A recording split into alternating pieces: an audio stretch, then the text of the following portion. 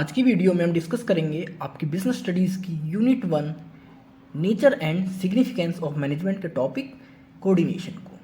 Coordination में हम किन किन एस्पेक्ट्स को कवर करेंगे आज की वीडियो में। पहला एस्पेक्ट होगा हमारा नेचर ऑफ कोऑर्डिनेशन और दूसरा एस्पेक्ट क्या होगा, इंपॉर्टेंस ऑफ कोऑर्डिनेशन। तो हमें किसी भी प्रोडक्ट के, किसी भी फंक्शन के, किसी भी कह सकते हैं ऑब्जेक्ट के नेचर और इम्पोर्टेंस जानने से पहले हमें उस प्रोडक्ट को, उस वर्क को, उस फंक्शन को समझना ज़रूरी होता है। तो हम सबसे पहले क्या देखेंगे कि कोऑर्डिनेशन होता क्या है, कोऑर्डिनेशन का मीनिंग क्या होता है, जिसे कि आप हिंदी में समन्वय कहते हैं। अब एग्जाम्पल के लिए आपके सामने कुछ व्हील्स की एक इमेज है। इसमें बहुत सारी व्हील्स हैं और हर व्हील्स अपने आप को एक फंक्शन को शो करती है। अगर इनमें से कोई भी एक व्हील अपना काम करना बंद कर दे तो जितनी भी अदर व्हील्स हैं वो कहीं ना कहीं इफेक्ट होंगी, वो अपने आप को प्रॉपर रन नहीं कर पाएंगी, प्रॉपर मूव नहीं हो पाएंगी। क्योंकि जितनी व्हील्स आप देख रहे हैं कहीं ना कहीं आपस में एक दूसरे से कनेक्टेड हैं। हाँ देखिए, ये सारे पार्ट्स एक दूसरी व्हील्स एक दूसरे से कनेक्टेड हैं। अगर ये सारी एक साथ रन करेंगी उसी कंडीशन में ये सारी व्हील्स प्रॉपर मूवमेंट करेंगी। अगर एक व्हील्स ने भी अपना काम बंद कर दिया तो उस कंडीशन में सारी व्हील्स कह सकते हैं अपने बैलेंस खो देंगी और प्रॉपर मूव नहीं कर पाएंगी। तो कुछ इसी तरह का वर्क होता है आपका कोऑर्डिनेशन का। Coordination is the force that binds all the other functions of management. तो क्या करता है कोऑर्डिनेशन? कोऑर्डिनेशन हमारे मैनेजमेंट के जितने भी फंक्शंस होते हैं उन सभी को एक साथ बांधता है। Bind all the other functions of management एक फोर्स है कोऑर्डिनेशन जो कि हमारे मैनेजमेंट के सभी फंक्शंस को, सभी कामों को एक साथ आपस में बांधती है कि जिससे वो सारे काम, सारे फंक्शन एक साथ किए जा सके। It is the common thread that runs through all activities such as purchase, production, sales and finance to ensure continuity in the working of the organisation. एक थ्रेड की तरह काम करता है हमारा कोऑर्डिनेशन और ये देखता है कि हमारी जितनी भी एक्टिविटीज़ होती हैं बिजनेस के अंदर, चाहे आपकी परचेज हो, चाहे प्रोडक्शन हो, चाहे सेल्स हो, चाहे फाइनेंस हो, या मतलब आपकी कोई भी एक्टिविटी जो ऑर्गेनाइजेशन को चलाने के लिए ज़रूरी होती है, वो सारी एक्टिविटीज़ एक साथ कंटिन्यू फॉर्म में चलती रहें जिसके थ्रू कि हमारा जो ऑर्गेनाइजेशन है प्रॉपर वर्क करता रहे।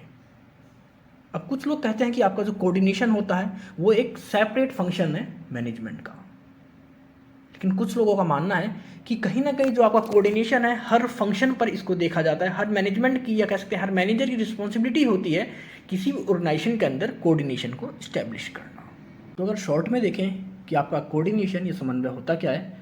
समन्वय क्या है? एक शक्ति है जो प्रबंध के अन्य कार्यों को आपस में बांधती है या ये भी देखती है, सुनिश्चित करती है कि आपके व्यवसाय में जितने भी कार्य हों, खरीद हो, उत्पादन हो, बिक्री हो या वित्त हो, जितनी भी एक्टिविटीज़ होती हैं ये सारी एक साथ सुचारू रूप से चलती रहे। क्योंकि जब सारी एक्टिविटीज़ आपकी चलती रहेंगी उसी कंडीशन में आपका बिजनेस अच्छे से रन करेगा, ग्रोथ करेगा और प्रॉफिट अर्न करेगा।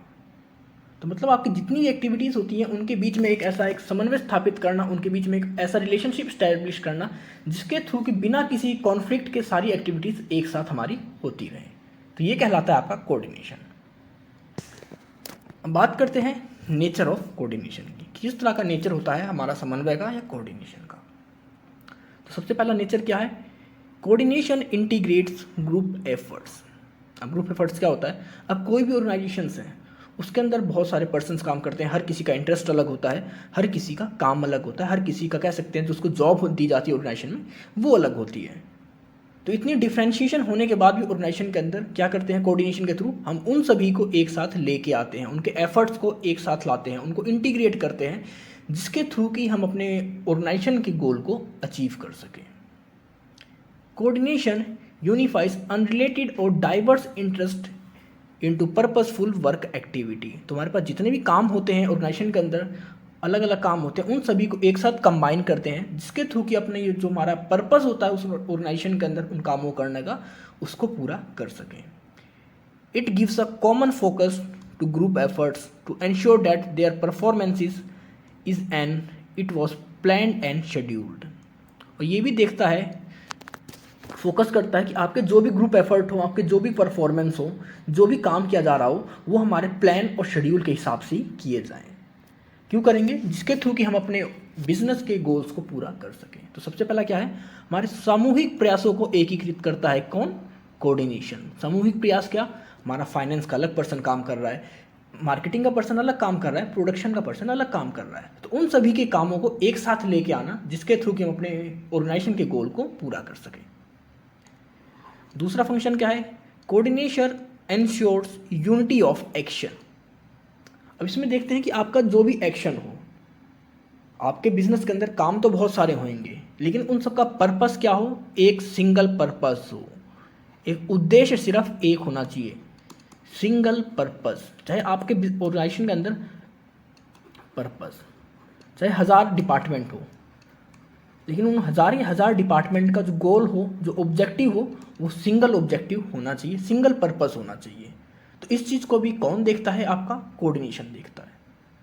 The purpose of coordination is to secure unity of action in the realisation of a common goal. मतलब जितने भी काम किए जा रहे हैं उन सभी कामों के बीच में एकता को लेके आना, जिसके थ्रू कि हम अपने बिजनेस के कॉमन गोल को, कॉमन पर्पस को पूरा कर सकें। It act as a binding force between all departments and ensure that all action is aim at achieving the goal of organisation.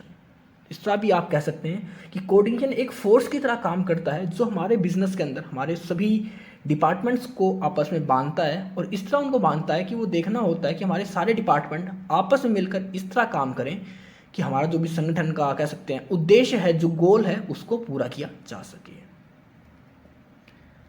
अब इसके बाद देखते हैं कि coordination is a continuous process. लगातार चलने वाली प्रक्रिया है आपका समन्वय या कोऑर्डिनेशन। अब ये नहीं है कि आपने सिर्फ एक बार कोऑर्डिनेशन इस्टेब्लिश कर दिया अपने बिजनेस के अंदर, उसके बाद अब लाइफ टाइम वो अपने आप काम करता रहेगा, आपको दोबारा कोऑर्डिनेशन की इस्टेब्लिश करने की रिक्वायरमेंट ही नहीं है। क्योंकि आपको बिजनेस के, आपके ऑर्गेनाइजेशन के हर पार्ट में हर टाइम कोऑर्डिनेशन की रिक्वायरमेंट होती है। क्योंकि आपके बिजनेस के अंदर, आपके ऑर्गेनाइजेशन के अंदर बहुत सारे काम होते हैं, बहुत सारे डिपार्टमेंट होते हैं। अगर उन डिपार्टमेंट के अंदर समन्वय स्थापित नहीं होगा, उनका एक दूसरे के साथ अच्छा कनेक्शन नहीं होगा, उनका एक दूसरे के साथ कह सकते हैं कम्युनिकेशन इस्टेब्लिश नहीं होगा, तो उन्हें पता ही नहीं लग पाएगा कि कितनी प्रोडक्शन करनी है, किस तरह मार्केटिंग हो रही है, हमें प्राइस क्या रखना है, और रिसर्च में किस तरह के प्रोडक्ट की डिमांड आई है। तो कोऑर्डिनेशन क्या है, एक सतत प्रक्रिया है, कंटिन्यूअस प्रोसेस है, जो लाइफ टाइम चलती ही रहती है, कभी खत्म नहीं होती। नेक्स्ट क्या है इसका, coordination is all pervasive nature. Pervasive क्या है कि कोऑर्डिनेशन ये नहीं कि सिर्फ आपके टॉप लेवल में करा जाए, मतलब आपके मैनेजमेंट 3 लेवल के होते हैं, टॉप लेवल, मिड लेवल और आपका लोअर लेवल। तो ये कोई नहीं है कि सिर्फ टॉप लेवल में कोऑर्डिनेशन की नीड होती है, मिड लेवल में या लोअर लेवल में। आपको कोऑर्डिनेशन की रिक्वायरमेंट हर स्टेज पर होती है बिजनेस के, चाहे आपका टॉप लेवल हो, चाहे आपका मिड लेवल हो, चाहे आपका लोअर लेवल हो। कोऑर्डिनेशन इज अ रिक्वायरमेंट या required at all levels of management due to the interdependent nature of activities of various departments. क्योंकि इसकी रिक्वायरमेंट क्यों होती है हर लेवल पर, क्योंकि हमारे जितने भी डिपार्टमेंट होते हैं कहीं ना कहीं एक दूसरे से जुड़े होते हैं। अब जैसे अगर हम मार्केटिंग की बात करें, तो मार्केटिंग किससे देखेगा, वो देखेगा कि प्रोडक्शन किस चीज़ का हो रहा है, उसके हिसाब से अपनी मार्केटिंग करेगा। अब प्रोडक्शन किस तरह करेंगे, वो देखेंगे रिसर्च किस तरह की हुई है, उसके बाद वो अपने प्रोडक्शन करेंगे। कहीं ना कहीं फाइनेंस को भी उन्हें देखना होगा कि उनको कितना फाइनेंस की रिक्वायरमेंट है, कितना प्रॉफिट चाहिए, किस हिसाब से वो अपने कह सकते हैं उस प्रोडक्ट के प्राइस को रखें। मार्केट में अदर कॉम्पिटिटर्स का प्राइस क्या है, तो बहुत सारे डिपार्टमेंट हैं जिनको आपस में कह सकते हैं कोऑर्डिनेट करना होता है, उनको एक साथ लेके आना होता है।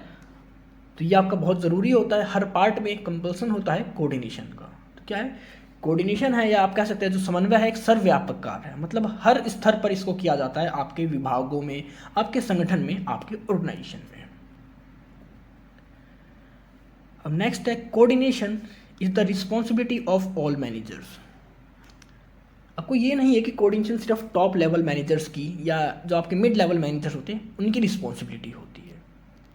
मतलब आपके ऑर्गेनाइजेशन में जो भी पर्सन्स, जो भी मैनेजर्स काम कर रहे हैं, हर मैनेजर की रिस्पॉन्सिबिलिटी होती है कि अपने ऑर्गेनाइजेशन के अंदर कोऑर्डिनेशन को इस्टेब्लिश करें। अगर हम टॉप लेवल की बात करें, top level managers need to coordinate with their subordinates to ensure that their overall policies for the organisation are duly carried out. अब टॉप लेवल को कैसे कोऑर्डिनेट करना होता है अपने सबऑर्डिनेट से या मिड लेवल मैनेजमेंट से, कि जो भी उन्होंने पॉलिसीज़ बनाई हैं उन पॉलिसीज़ को सही से यूज़ में लाया जा रहा है या नहीं लाया जा रहा। अब आपके जो मिड लेवल मैनेजमेंट होते हैं मिड लेवल मैनेजमेंट या managers coordinate with the both of the top level और फर्स्ट लाइन मैनेजर्स। अब आपके जो मिड लाइन मैनेजर्स होते हैं उनको टॉप लेवल से भी कह सकते हैं कोऑर्डिनेशन इस्टेब्लिश करना होता है, और लोअर लेवल या आप कह सकते हैं फर्स्ट लाइन मैनेजर से भी इस्टेब्लिश करना होता है। इसी तरह आपके जो ऑपरेशनल लेवल मैनेजर्स होते हैं, आपका जो ऑपरेशनल लेवल मैनेजमेंट होता है, उसको कोऑर्डिनेट इस्टेब्लिश करना होता है अपने वर्कर्स से। तो आपने देखा कि आपका जो भी कोऑर्डिनेशन होता है किसी एक मैनेजर की रिस्पॉन्सिबिलिटी नहीं होती। हमारे तीनों लेवल पर जितने भी मैनेजर्स होते हैं हर किसी की रिस्पॉन्सिबिलिटी होती है कि अपने ऑर्गेनाइजेशन के अंदर कोऑर्डिनेशन को इस्टेब्लिश करना। अब आपका जो सिक्स्थ नेचर है, coordination is a deliberate function. मतलब कोऑर्डिनेशन ये नहीं कि अपने आप हो रहा है, मतलब कोऑर्डिनेशन कह सकते हैं जानबूझकर किया जाने वाला कार्य, जानबूझकर किया जाना। मतलब इसको जानबूझकर किया जाता है। क्यों किया जाता है? जिसके थ्रू कि हम अपने बिजनेस की, अपने ऑर्गेनाइजेशन की एफिशिएंसी को बढ़ा सकें, अपने जो एम्प्लॉयज़ हैं उनके बीच में जो डिससेटिस्फैक्शन होता है उसको घटा सकें, अपने प्रोडक्ट की क्वालिटी को इम्प्रूव कर सकें, अपने प्रॉफिट को अर्न कर सकें। इन सभी के लिए जानबूझकर आपका जो कोऑर्डिनेशन होता है इसको किया जाता है। A manager has to coordinate the efforts of different people in a conscious and deliberate manner, even where members of a department willing cooperate and work. Coordination gives a direction to that willing spirit. Cooperation is the absence of coordination may lead to wasted effort, and coordination without cooperation may lead to dissatisfaction among employees. अब आपके बेशक आपके जितने भी employees हैं cooperation के साथ काम कर रहे हों, वे कोऑपरेशन के साथ काम करना चाहते हो, लेकिन उस कंडीशन में भी हमें वहाँ पर कोऑर्डिनेशन को इस्टेब्लिश करना ज़रूरी होता है, क्योंकि कोऑर्डिनेशन कहीं ना कहीं हमारे एम्प्लॉयज़ को एक डायरेक्शन देता है, एक स्पिरिट प्रोवाइड करता है किसी काम को करने की। और अगर आप कह सकते हैं आपके कोऑर्डिनेशन के अंदर कोऑपरेशन नहीं है तो आपका जो भी कह सकते हैं जो कोऑर्डिनेशन है, आपने जो समन्वय स्थापित किया है वो टोटली वेस्ट है। तुम्हारे बिजनेस के अंदर कोऑपरेशन और कोऑर्डिनेशन दोनों का होना जरूरी होता है। तो ये आपके नेचर्स थे कोऑर्डिनेशन के। अब हम देखते हैं कि कोऑर्डिनेशन के इंपॉर्टेंस क्या क्या है। सबसे पहला इंपॉर्टेंस क्या है? Growth in size. हिंदी में बात करें आकार में वृद्धि। तो जैसे जैसे हमारा कह सकते हैं संगठन आकार बढ़ता है, तो जब हमारे संगठन का आकार बढ़ेगा तो उसमें लोग जितने काम कर रहे हैं उनकी संख्या भी बढ़ने लग जाएगी, उसमें जो हमारे ह्यूमन रिसोर्स हैं वो भी बढ़ेंगे। जब हमारे ह्यूमन रिसोर्स बढ़ेंगे तो उन सभी के एफर्ट्स को, उन सभी के प्रयासों को, उन सभी की एक्टिविटीज़ को एक साथ आपस में बांधना, उनको एक डायरेक्शन में लेकर आना, उनको एकीकृत करना बहुत मुश्किल हो जाता है। तो उस कंडीशन में कोऑर्डिनेशन ही एक ऐसी चीज़ होती है जिसकी वजह से हम अपने जितने भी एम्प्लॉयज़ होते हैं उन सभी को एक सिंगल डायरेक्शन में लेके आते हैं।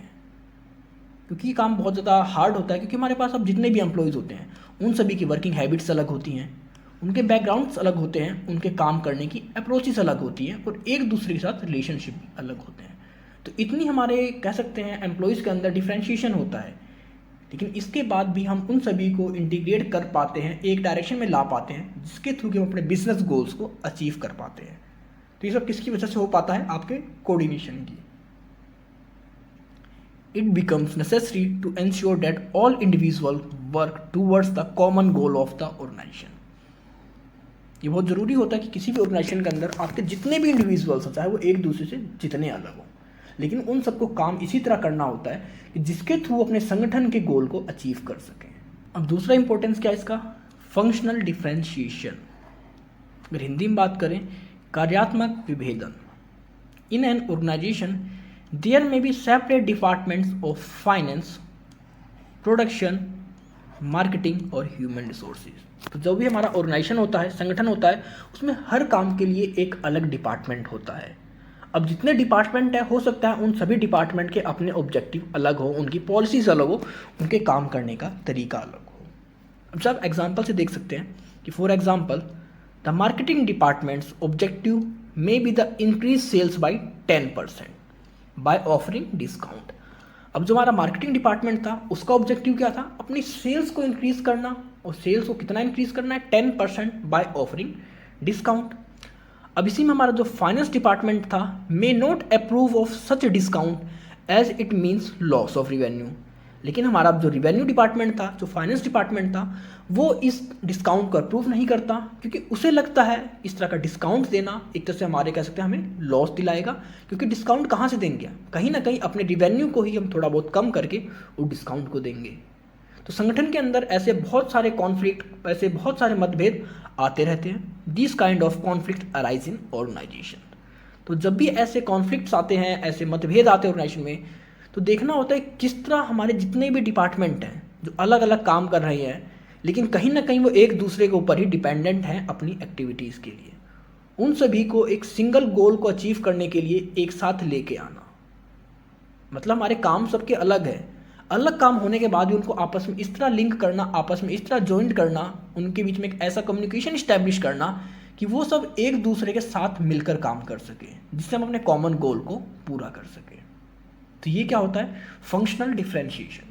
मतलब हमारे ऑर्गेनाइजेशन के अंदर, हमारे कह सकते हैं संगठन के अंदर डिपार्टमेंट अलग अलग हैं, लेकिन उन डिपार्टमेंट्स को एक आपस में इस तरह बांधना कि वो सारे डिपार्टमेंट मिलकर एक दूसरे के साथ समन्वय स्थापित कर कह सकते हैं, या कह सकते हैं वार्तालाप कर कम्युनिकेशन इस्टेब्लिश कर एक दूसरे की रिक्वायरमेंट को पूरा कर अपने ऑर्गेनाइजेशन के सिंगल गोल को, कॉमन गोल को पूरा करें।